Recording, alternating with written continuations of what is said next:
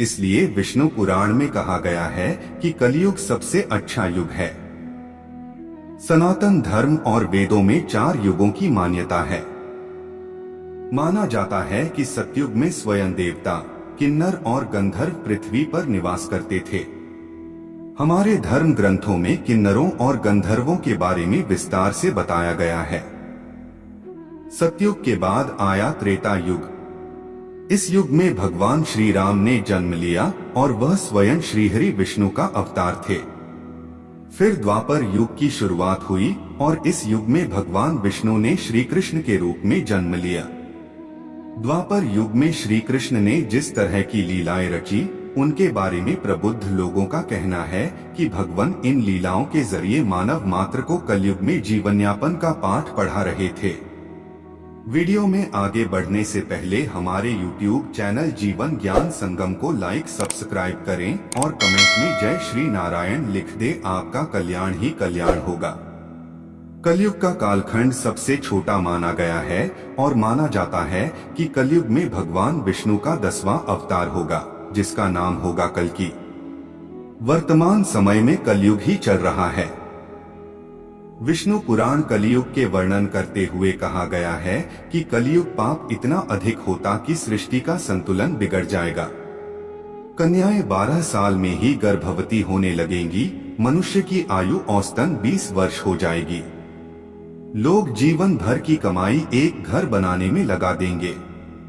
इन सब के बावजूद जब पराशर ऋषि से सभी देवताओं ने पूछा कि सभी युगों में कौन सबसे बढ़िया है, तो ऋषि ने वेदव्यास जी के कथनों का जिक्र करते हुए समझाया कि सबसे उत्तम कलयुग है। आइए जाने व्यास जी ने विष्णु पुराण में क्यों कहा है कलयुग को धन्य और सबसे उत्तम। श्री वेदव्यास जी ने वेदों का वाचन किया और भगवान गणपति ने उनके अनुग्रह पर उन वचनों को लिखित रूप में प्रस्तुत किया। श्री वेदव्यास जी को ही वेदों का रचनाकार माना जाता है।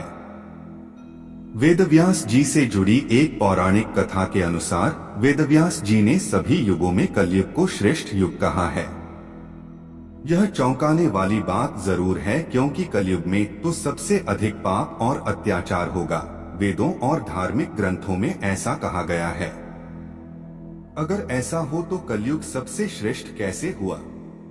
विष्णु पुराण में वर्णित एक घटना के अनुसार मुनिजनों और ऋषियों के साथ चर्चा करते हुए वेदव्यास जी कहते हैं, हे मुनिजन, सभी युगों में कलयुग ही सबसे श्रेष्ठ युग है, क्योंकि 10 वर्ष में जितना व्रत और तप करके कोई मनुष्य सतयुग में पुण्य प्राप्त करता है, त्रेता युग में वही पुण्य 1 साल के तप द्वारा प्राप्त किया जा सकता है।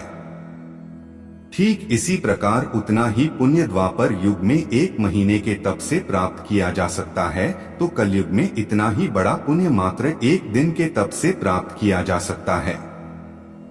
इस तरह व्रत और तप के फल की प्राप्ति के लिए कलयुग ही सबसे श्रेष्ठ समय है। आज के लिए बस इतना ही। मिलते हैं न्यू वीडियो पर। जय हिंद, जय भारत।